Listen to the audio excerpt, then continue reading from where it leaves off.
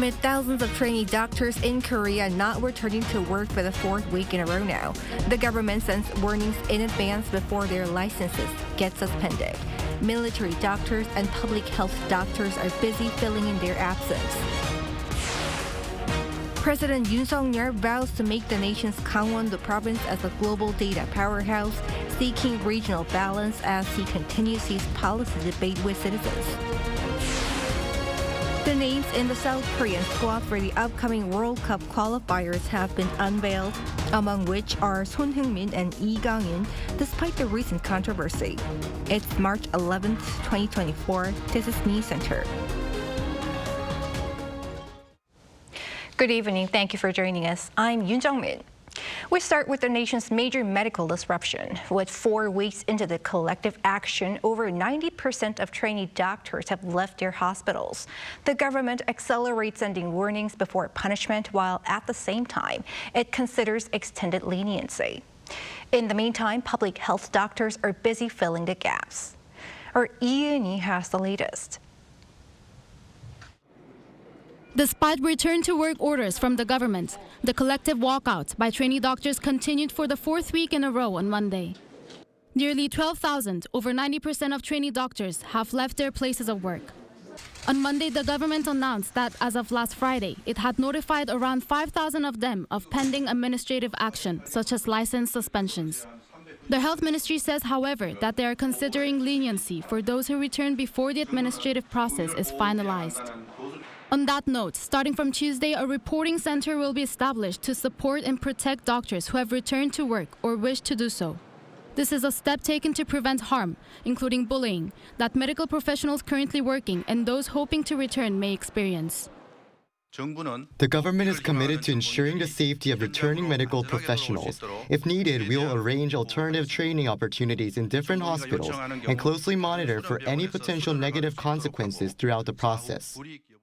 For a 4-week period starting Monday, the Ministry of Health and Welfare deployed a total of 158 personnel, including 20 military doctors and 138 doctors from public health centers to 20 general hospitals. Additional deployments will be considered next week if necessary. However, the absence of doctors from public health centers raises concerns in areas outside of the capital region, where people heavily depend on public health facilities. Minister Jeon said that they will pay attention to the potential medical gaps in those areas. In that regard, we will start by rotating existing staff and considering a two-step plan. When deploying an additional 200 public health doctors, we will prioritize areas to prevent any gaps. On Monday, Prime Minister Han Duck-soo visited Myeongji St. Mary's Hospital in Seoul for an on-site inspection in preparation for potential collective action by doctors. Meanwhile, professors at Seoul National University College of Medicine, the country's top medical school, is holding an emergency meeting to discuss the current situation, including whether to engage in a collective action. Lee, Arirang News. President Yoon promises a strong data-driven growth in the province of Gangwon-do to build new digital and bio industries. He was holding his debate with citizens for policy in that very province this time. Our Oh So-young has more. Combining the power of nature with data and biotechnology, President Yoon Suk-yeol has pledged to turn Gangwon-do province into a global cluster for innovation. This came as Yoon visited the northernmost province on Monday, continuing a series of policy discussions with citizens on major regional industries and issues that affect their livelihoods. First, Yoon highlighted the government's plans to foster a world-class data cluster in the region's Chuncheon city, pledging $274 million. Powering the constant flow of data will be the waters of Soyanggang River, which will cool energy-intensive data centers, then flow to nearby smart farms for reuse. At a separate groundbreaking ceremony, Yoon pledged his support for the Gangwon hydrothermal energy cluster, which will facilitate the operations. 친환경 무탄소 에너지 기술과 최첨단 데이터 기술이 시너지를 창출하는 멋진 성공 모델이 될 것입니다. 7,300여 개의 일자리를 만들어내고 춘천과 강원특별자치도 경제에 새로운 활력을 불어넣을 것입니다. Through such efforts, Gangwon would achieve its so-called 333 project to become a data capital in line with Yoon's electoral promise, aiming for 30,000 jobs, 3,000 companies, and 300% sales growth in digital industries. Based on the data industry, Yoon said Gangwon will also foster an innovation ecosystem in the field of biohealth. Having been designated this year as a global innovation special zone for healthcare data, firms will be free to innovate without regulatory restraint on health-related data and enjoy smoother verification and certification of their technologies. To attract researchers and entrepreneurs in medical, bio, and information technologies, Yoon further promised financial and regulatory support to build a corporate innovation park in Chuncheon City with over 40,000 jobs expected to be created. The president said there are also plans to build a $174 million bio-industry complex and turn the coastal Dongyan and Samcheok cities into bases for hydrogen energy R&D and production. Not to neglect the sheer beauty of nature, Yoon pledged to grow Gangwon's tourism industry by adding cable cars that scales Horaksan Mountain by 2026 and ease regulations on forest areas to promote the province's iconic mountains. Lastly, addressing the region's infrastructural needs, Yoon promised to improve medical facilities in local hospitals to enable MRI and CT scans and connect cities across the province through high-speed railroads. 오수영, Arirang News. Amid recent controversy, South Korea's financial regulator today revealed guidelines for compensation to be given to investors suffering from reported losses related to Hong Kong-based equity-linked securities. This could be up to 100%, though some might receive nothing, based on a case-by-case evaluation. Park Go-nu explains more. The Financial Supervisory Service announced compensation guidelines on Monday, based on an investigation into 11 financial institutes launched 2 months ago regarding losses incurred from derivative products of equity-linked securities tied to the Hang Seng China Enterprises Index. Investors have lost around 1.2 trillion won, or roughly $900 million so far, but is expected to possibly jump to nearly $4.6 billion from approximately 400,000 products invested in as of last year, if the Hong Kong H index remains at the 5,600 points level. The financial regulator said some investors could receive up to 100% in compensation from financial institutions, but some would possibly get nothing. This will be based on which side bears the most responsibility, the financial institute selling the ELS or the investor buying into the product. Financial institutes will be evaluated on criteria including whether they were mis-selling the product by not giving the appropriate explanation. However, this will be counterbalanced by the individual investor's knowledge and understanding of the product. The financial firm is deemed liable for 100% compensation if it deliberately misled inexperienced investors. On the other hand, those customers with the knowledge and experience of high-risk investments could be considered 100% responsible themselves, and so would receive no compensation at all. Cases in between these parameters would be evaluated on a roughly 50-50 percentage point basis. The regulator said companies can reach autonomous negotiated settlements with investors, but those unwilling to do this could submit their case to a dispute mediation committee to be set up in the future. But as the guidelines and committee procedures are not compulsory, there is the possibility of multiple lawsuits if neither the investor nor the financial firm reach an agreement. Park Go-nu, Arirang News.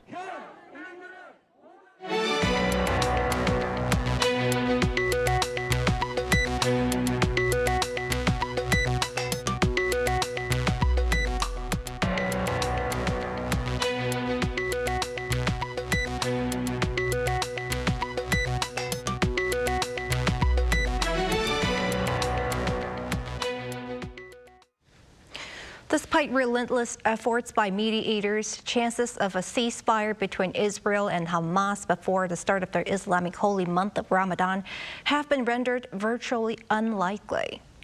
Shin Se-byuk reports. The chances of the Israel-Hamas conflict continuing into the holy month of Ramadan without a ceasefire have increased. With Ramadan set to begin on March 11th, the Islamic holy month could potentially see an escalation in the ongoing war. Israel and Hamas engaged in talks last month with mediators from the United States, Qatar, and Egypt regarding a ceasefire during Ramadan. However, these talks reached an impasse in Cairo.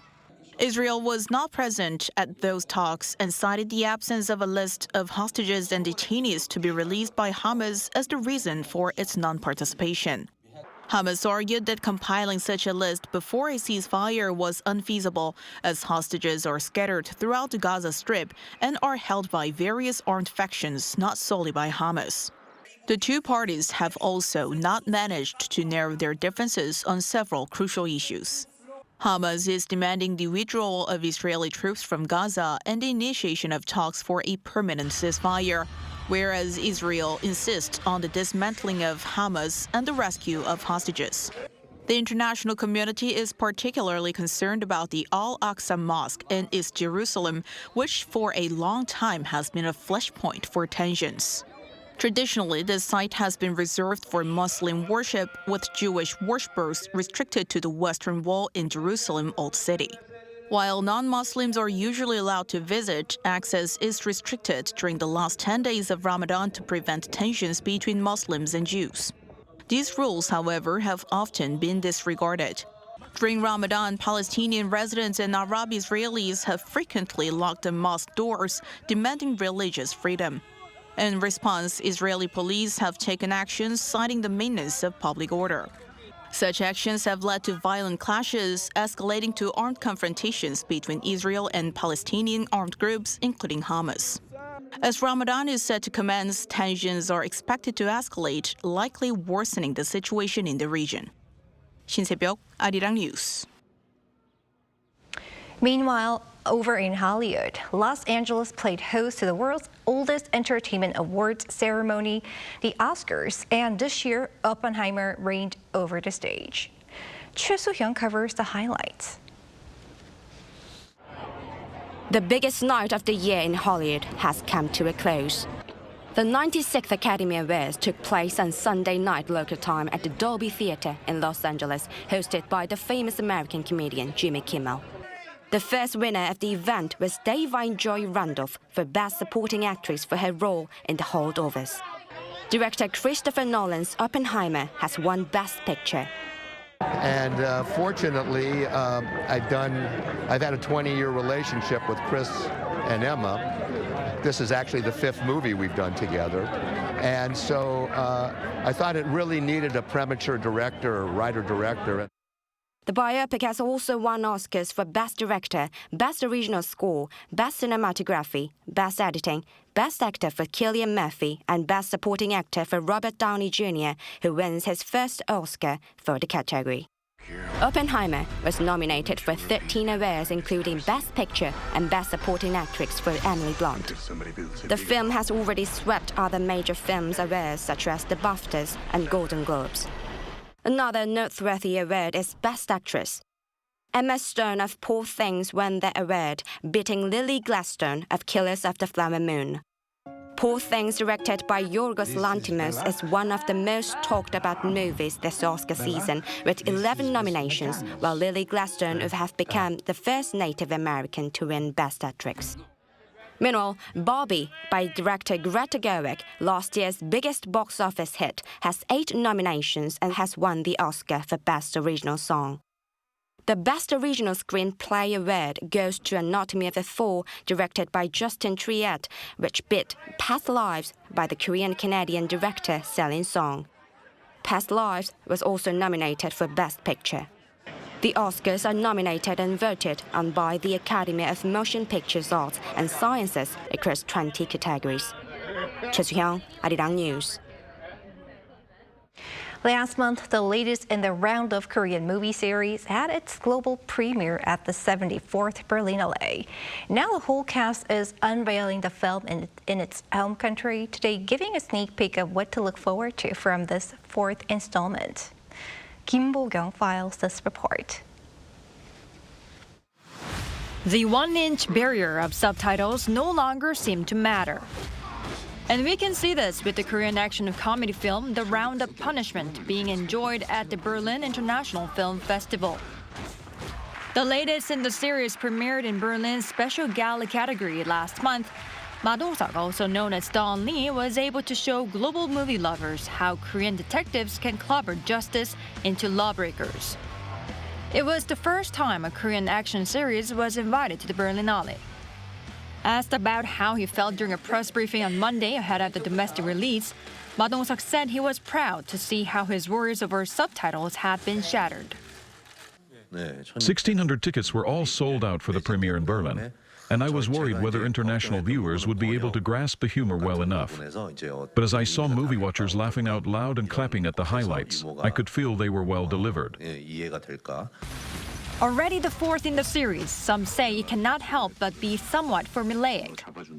Hwang Sun-hong, the action choreographer for the first 3 films, was in the director's chair for the latest. And to tackle any such concerns, he added more noir-like elements to show stronger and more intense action. When the villains come out, I wanted to create a solid, noir-like atmosphere, while for the detective scenes, I introduced a more cheerful tone. I did the same with stage design and arrangement, and music to give it a different vibe as well. I hope viewers can enjoy these 2 distinct tones for each team, the detective and villains. After The Outlaw first came out, the sequels, The Roundup and The Roundup No Way Out, kept proving to be big hits, both garnering more than 10 million viewers. Can this 4th installment of the Roundup series not only quench original fans' thirst for comedy and action, but also win over a new audience? Moviegoers will be able to find out when it hits local theaters on April 24th. Kim Bo-kyung, Arirang News. Riding high on the wave of K-content popularity, Korea is seeing a greater proportion of young foreign travelers to the country, lured by K-sights, sounds, and tastes. Lee Seung-jae has more. From K-pop idols BTS and Blackpink to Korea's Oscar-winning Parasite and Netflix smash hit series Squid Game, and even tteokbokki and kimbap. The growing love for Korea's music, entertainment, food, and culture have led to a huge increase in the flow of younger tourists coming into the country.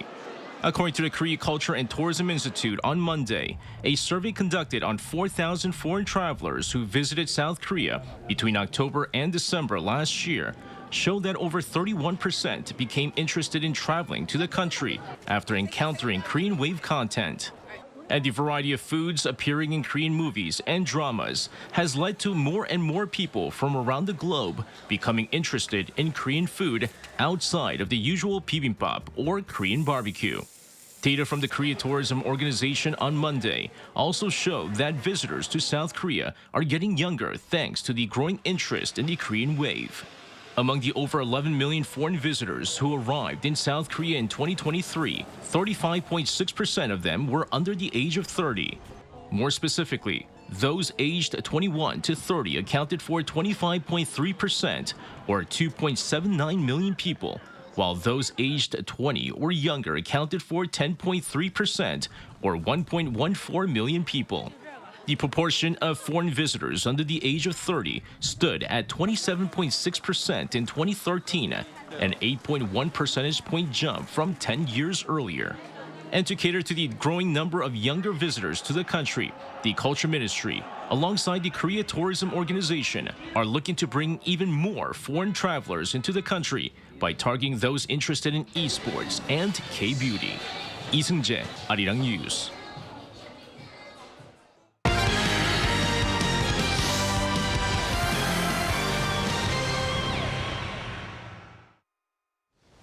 Time now to take a look at what's been happening in the world of sports. Joining us in the studio is our sports editor, Paul Need. Hello, Paul. Hello there. Let's first start with Korean men's national football team. As stand-in manager Hwang Sun-hong named his squad for the upcoming World Cup qualifiers. I wonder, is Lee Kang-in in?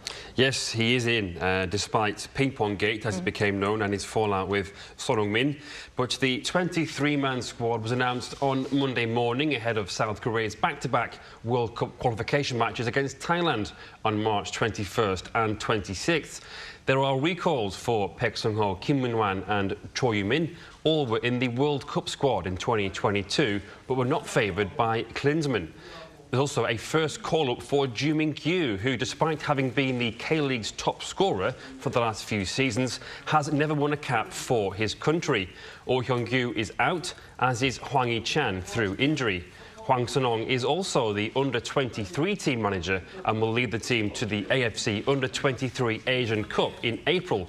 Korea need to finish third to reach the Paris Olympics. And the national team captain, Son Heung-min, he had a productive weekend, a goal and 2 assists. Yes, and that goal actually takes him to 159 for Tottenham, which makes him the club's joint 5th all-time top scorer. He's now level with Cliff Jones, who played for the club between 1958 and 1968. Harry Kane is the all-time top scorer with 280.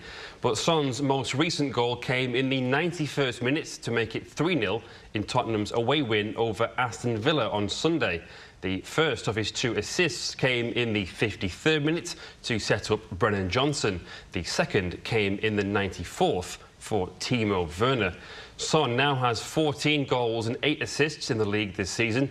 This means he has racked up 20 goal contributions in all competitions in each of the last 8 seasons.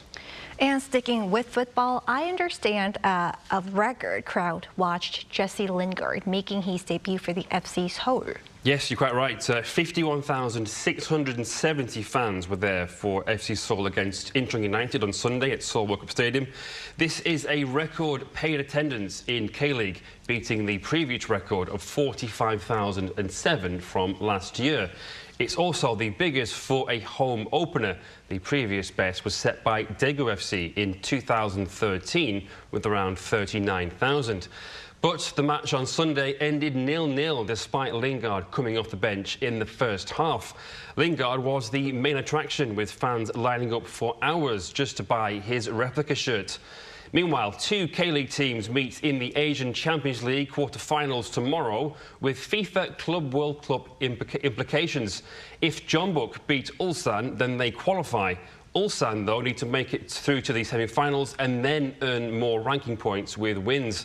The first leg ended 1-1 with Song Min-gyu on target for Jeonbuk and Lee Myung-jae for Ulsan. And finally, to badminton, An Se-young has won the French Open. Yes, that's right. She won the women's singles title. In Paris on Sunday, An Se-young beat Akane Yamaguchi of Japan 2-1. This was her second title of the season, having also won the Malaysia Open on January 14th. It marks a successful return from injury, as she picked up a knee injury at the Asian Games last year and also had to withdraw from the Indian Open in January. Anne lost the first set and so came from behind to earn the win against her longtime rival. The venue itself will be used for the Paris Olympics in July, so it could be a good omen for An Se-young. Let's hope so. All right, thanks, Paul. I'll see you next week. Thank you.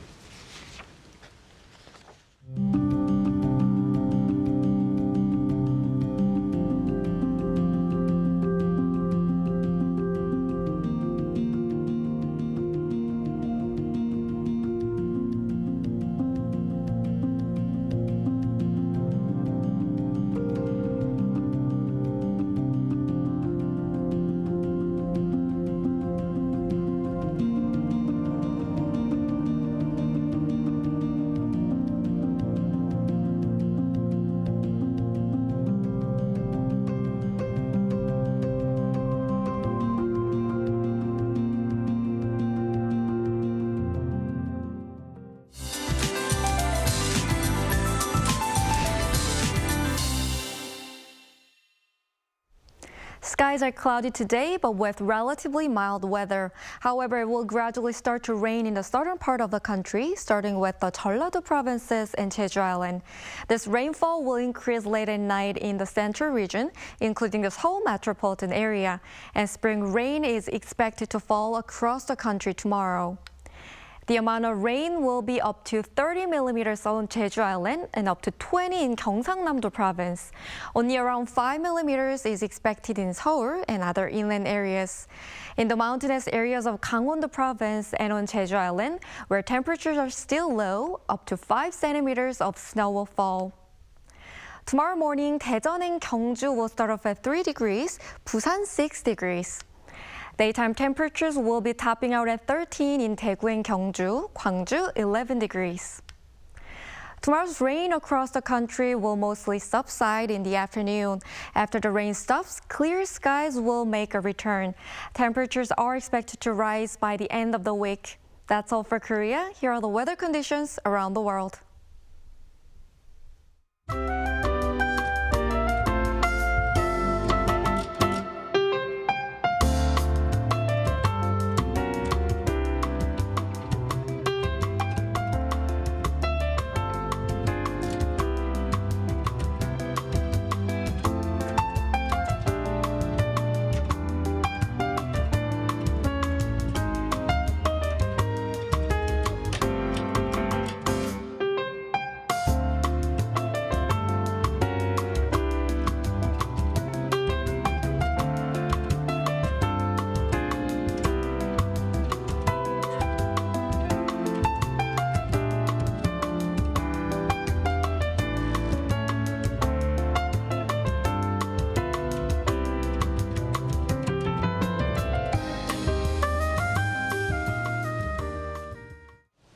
That is Newscenter for tonight. Thank you for watching. A panel session coming up.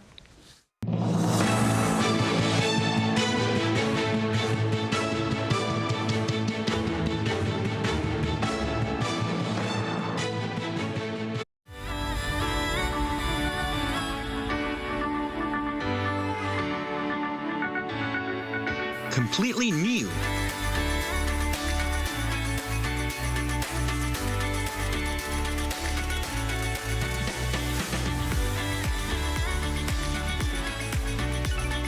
But something anyone can relate with.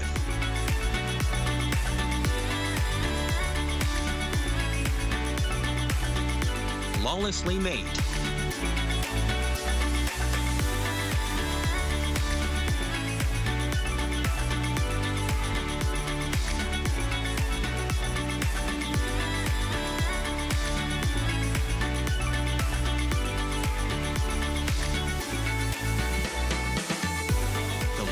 And tears that go with it.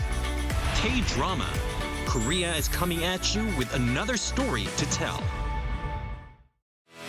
Children's. Laughter. Hope. Dream. K-animation belongs in them. Interesting and valuable story that transcends between everyday life and dream. Surprising spectacle where imagination becomes real. An array of subjects catering from infants to adolescents. For our story to reach all corners of the world. K-animation makes healthy laughter for children.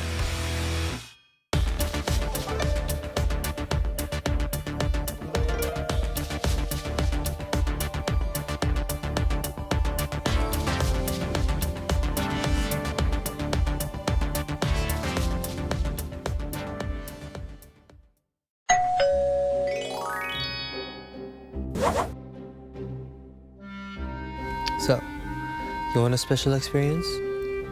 What? Travel? Meet K-pop stars? Wow! Okay, tell me, who do you like? Of course I know them. Here's a tip. You can travel and meet K-pop stars. What? You don't trust me? Who do you take me for? Okay, come close. Closer. Simply K-pop contour. No need to thank me. Oh, you're watching Simply K-pop Contour. You're watching Arirang. I believe 그댄 곁에 없지만 이대로 이별은 아니겠죠. I believe 나에게 오는 길은 조금 멀리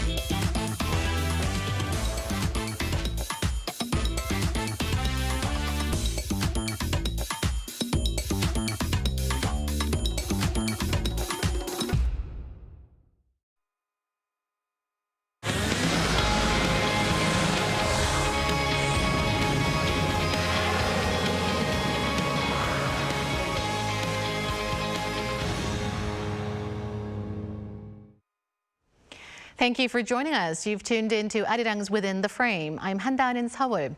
Everything rally is the talk of the town these days, as almost every asset class, including stocks, gold, and Bitcoin, have hit new record highs. Bitcoin reached an all-time high in its 15-year history, while gold prices also extended their rallies to records. NASDAQ and S&P 500 also soared to record highs at the end of last week. What's behind this record-setting ascent, and how long will the bullish upward trend last? For some clues to these questions and more, we're now joined by Kim Se-wan, professor of economics at Ewha Women's University. Thank you, Professor Kim, for joining us. Thank you for having me today. Also with us this evening is Kim Hwa-gyun, professor of banking and finance at Texas A&M University. It's a pleasure to have you with us. Pleasure to meet you too. Professor Hwa-gyun, let's start with you. Bitcoin broke the 100 million won mark during trading this afternoon, hitting the highest level in its 15-year history. That's more than fourfold compared to 2022. What's driving the surge?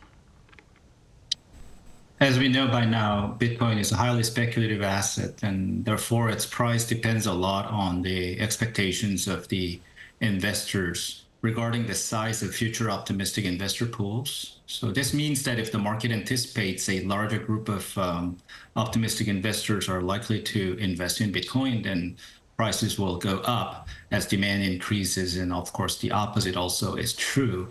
In this regard, I think that Bitcoin and in general, like crypto assets, have some major positive news recently. And basically this the finance players in the U.S. have been investing in Bitcoins because of the approval of the several the spot Bitcoin ETFs. So this means that the investor pool is going to be expanded to a new platform where most of the regular investors actually can start investing in. And I think that's the biggest news. And according to the BlackRock and the Fidelity, their sales seem to be going really well. So that means the proof of this, the regular investors also, and also optimistic investors started investing in Bitcoins. And as we know, also the Bitcoin has the limited supply and the kind of halving, which means the reduction in supply is going to come sometime soon. So I think that's also, I think, just spurring the helping to the Bitcoin price increases. So several factors that made investors optimistic drove up Bitcoin prices. And some of the examples that you listed include U.S. approval of Bitcoin ETFs or exchange traded fund, as well as the upcoming halving cycle, which we will discuss more in our next question. So staying with you, Professor Hwa-gyun, most analysts aren't surprised by this rebound. Bitcoin has long risen and fallen in volatile cycles, but they're split about what its price surge means for the future. What are your projections, given that Bitcoin's 4-year halving cycle is due to return next month? So, I mean, there's no such thing as for sure thing, but we know that in the past, 2022, the Bitcoin prices dropped by almost 80% or something. And then I think it started back again. And we saw this again in 2019 and also in earlier periods. So clearly, as I just explained about the nature of this highly speculative assets, we will see highly volatile price increases and decreases, because at the end of the day, this Bitcoin has no really fundamental, the assets backing up, except for these expectations and also the limited supply. So in that regard, I think if we kind of see somewhat from the past of this experience, there's a high chance that for the next month or two, prices can go up to 100K or maybe a little higher or a little lower. And then once the the investors start realizing their gains, and then if this triggers that this market actually start thinking, okay, maybe the future pool's going to decrease, then I think we can see some precipitous drop again in prices until we see some, extra regulation or other news actually coming up. So I expect for the next 1 or 2 months, we will see some, the persistent price increase and big up and down movement again going down. Professor Hwang, correct me if I'm wrong for our listeners who may not be so familiar with the term halving cycle. It refers to an event where after every 210,000 blocks that Bitcoin miners add to the blockchain, the number of Bitcoins they receive as a reward is halved. And this is a built-in feature of Bitcoin effectively designed to control inflation. And what you're saying is that ahead of this expected halving cycle next month, prices may go up, perhaps hit the $100,000 range, or we could also expect some big drops as well. Actually, JP Morgan has anticipated that Bitcoin prices may drop by over 40% sometime after April. So we are expected to see some big fluctuations. Now to you, Professor Hwang, gold prices also surged to a record high last week. Is Federal Reserve Chair Jerome Powell's indications of potential rate cuts the biggest factor that led to the surge? Right. The gold price in the spot market exceeded $2,100 per ounce, which increased over 5% in a week. And the majority of market participants expect gold price will continue to rise up to $2,300 per ounce in the next 6 months. Basically, there are two competing safe assets in the financial markets, US dollars and gold. And as US Fed's rate cut is highly expected in Chairman Powell's speech at Congress recently, which leads to weaker US dollars. Investors are more likely to demand on gold. There are also political interpretation on the rise of gold price. As we talked about, gold is a hedge against the risk. And increasingly, we see more uncertainties around the U.S. presidential election in November. For example, if Donald Trump wins in the election in November, there will be further support for the safe haven asset from volatility around the ongoing wars in Ukraine and Gaza. This would provide a major positive for gold. So when there's news of possible interest rate cut, that their dollars tend to weaken, which actually drives up the prices of gold in opposite. And you've also mentioned a bit about the geopolitical tensions as well as the upcoming U.S. elections that may drive investors to turn to safer assets. Now, again, to you, Professor Hwang, safe haven gold and riskier companion Bitcoin have both climbed to fresh record highs. Isn't this a rare trend? What's behind the bullish rally of both the safe and risky assets? It looks that the contemporaneous rises of gold and Bitcoin recently is something unexpected phenomenon. We know that Bitcoin is a risky asset like stocks. If we take a look at the data, S&P 500 return and Bitcoin return are highly correlated over time. So according to market's experience before, Bitcoin should be moving in opposite direction against gold. And this is exactly what we saw over the COVID period. As Professor Hwang explained well, there were more than 80% drop in the price of Bitcoin, while gold price is pretty much stabilized. But recently, the price of gold was influenced by geopolitical factors and the Federal Reserve interest rate cut forecast. Since the outbreak of the Ukraine war in 2022, central banks of emerging countries such as China and India actively purchased gold. That drove up gold price. And in the case of Bitcoin, the approval of listing of ETF investing in Bitcoin by U.S. in January this year and the upcoming halving in April, which will reduce the issuance of the volume by half, are acting as positive factors for Bitcoin. So it has been commonly known that the safe havens like gold and riskier assets like Bitcoin, they move in the opposite directions. And you cited the pandemic era, for instance. in early 2020, the prices of gold soared to nearly $2,000, while Bitcoin prices were slashed by more than half, or 80%, as you mentioned. But it looks like that rule no longer applies due to various factors that Professor Kim just listed, which include the geopolitical risks, which drove emerging nations' active purchase of gold, which drove up the prices. And there's also the U.S. rate cut and also U.S. approval of Bitcoin ETFs as well. So a wide spectrum of factors there that drove up the gold prices. Now, Professor Hwang, going back to Powell, he told House lawmakers last week that interest rate cuts are likely at some point this year. While markets expect rate cuts to come around June, what's your forecast? Well, I think I mostly agree with the view, and probably the best predictor is, I just sometimes mention, the Fed futures show the very good sort of the prediction about the chance of the Fed funds rate actually going up or down. At this stage, for the July, I think definitely the interest rate is going to be cut.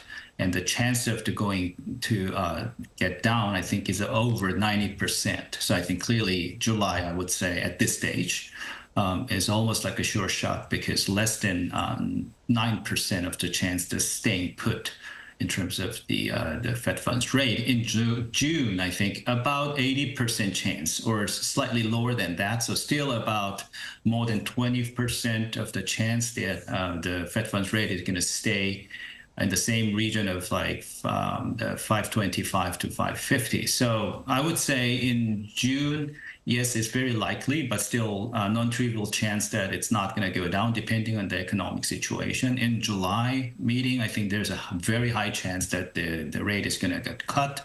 And in December, I think, probably it's going to go down by almost like a 1% or something.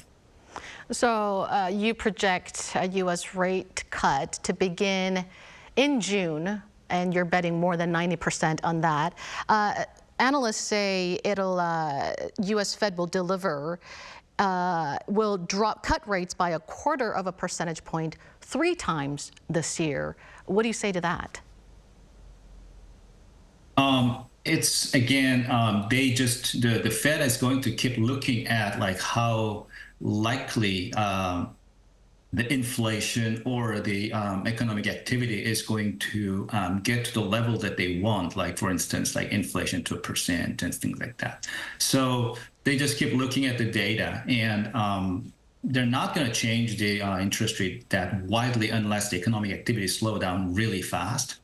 And I think according to, again, the Fed futures, looks like around like December 2024, that they think that the highest the chance of like around 50% is going to be around like 450, 475, or like 450 level. So from like the 525 to 550, it's about 1/4 to 1% point decrease. So I think that's what market expects, that the inflation probably reaches around like 2% goal, I think. All right, NASDAQ and S&P 500 also soared to record highs last week. Some experts say there are solid reasons for the everything rally, while others worry the bubble will pop. What's your take? Right. It's somewhat also related to the Professor Sewin's actually point. So almost everything, like including Bitcoin, gold, and everything seems to go up. And there are some common factors, for instance, like this, as we just talked about, interest rate is going to go down, like in the probably next quarter or two, definitely in 3 quarters. So that actually makes the liquidity conditions improve. Therefore, the money is going to be more easily, moving around, and that actually increases the high hopes about like, the future asset markets, and people start buying up early. That could be common factor. Having said that, I think the NASDAQ and the current S&P 500, the big high mark, I think is more related to the AIs and some of the themes that actually we can see from like NVIDIA stock or like Microsoft and these kind of things who invested heavily in AI. So this is the theme, but then clearly depending on their productivity and then the performance, I think there's a still non-trivial chance that it's going to go down very quickly. So in case of the stock market, depending on how well the overall economy is going to continue, and also this AI sort of like the future performance, how successful it's going to be within like 2-3 quarters, or if there's some disappointing news about this AI, maybe there's some ethical issues, or it's not as fast as it's going to just develop as we just originally expected. If that's the case, then I think the price can go down very quickly. So there's a chance that also like a bubble is going to pop. Well, NVIDIA really is the poster child in stock markets these days, isn't it? Now to you, Professor Seo-an. Analysts expect Korea's benchmark Kospi to reach the 3,000 mark this year. How do you see Kospi playing out? Well, that is a tough question because there is no way to forecast future stock market exactly. But broadly speaking, I see this year's stock market in a negative way. Korean government recently outlined the framework for highly anticipated value-up program aiming at resolving the country's chronic undervaluation of stock prices, which is called as Korea discount. The program urges private corporations to improve the transparency of their governance structure and shareholders' return policies without legal obligations to take part in the program. But on the day of announcement of this program by government, Kospi drops seriously due to disappointment by domestic investors. And it is expected that this year's Korean economic growth would be only 2% level on year. This is not a positive sign altogether for Korean stock market. But we have also good news too for domestic market. Like U.S. Fed is expected to cut its interest rates later, and Bank of Korea would be cutting its rate almost at the same time. Then domestic market will rebound temporarily against its drop from 2021. So no one has the crystal ball here, so we don't know for sure, but you are a bit negative about how Kospi will play out, and you also mentioned a little bit about how Korea's value-up program rather disappointed investors, which further led to a drop in Kospi. Now, the 2024 U.S. presidential election will be a rematch of Biden versus Trump. What does their rematch mean for markets? U.S. presidential election provides huge uncertainties to global financial market, even long before the election, even today. If Mr. Biden is reelected, we will face almost the same economic and political environment like today. But if Mr. Trump is reelected and he enforces, for example, United States to take hands up from the war in Ukraine and in Gaza, geopolitical risks would be maximized. And it has a power to drop a global stock market seriously. Further than that, it would drive up international oil price and agricultural products prices again, which leads to another inflation shocks. Since Korea is one of the most foreign-dependent countries in the whole world, one of the largest victims of this shock of uncertainty would be Korean economy. But at the same time, we can have new economic opportunities and business opportunities with Mr. Trump's government as he escalates, for example, tensions with China. These days, Chinese firms are catching up Korean firms very quickly. So that Mr. Trump's sanctions against the Chinese economy can provide new business opportunities for Korean firms. Right. There's a couple of huge issues at hand, making key issues in the election. There's taxes, huge set of tax cuts are due to expire in 2025. There's also, as you mentioned, the tariff issue, whether the U.S. will impose more tariffs on imports. So I guess the Korean economy, as well as many other parts of the world, are bracing for a possible red wave alert for Trump's possible comeback. So we'll have to see how it plays out. And the South Korean government will need a decisive strategy of its own to prepare for whether a red wave or a blue wave. All right, thank you so much, both of you, for sharing your perspectives this evening. Thank you very much. Thank you. And that brings us to the end of the show. Thank you for watching, and be sure to tune in same time tomorrow to join our conversation. Goodbye for now.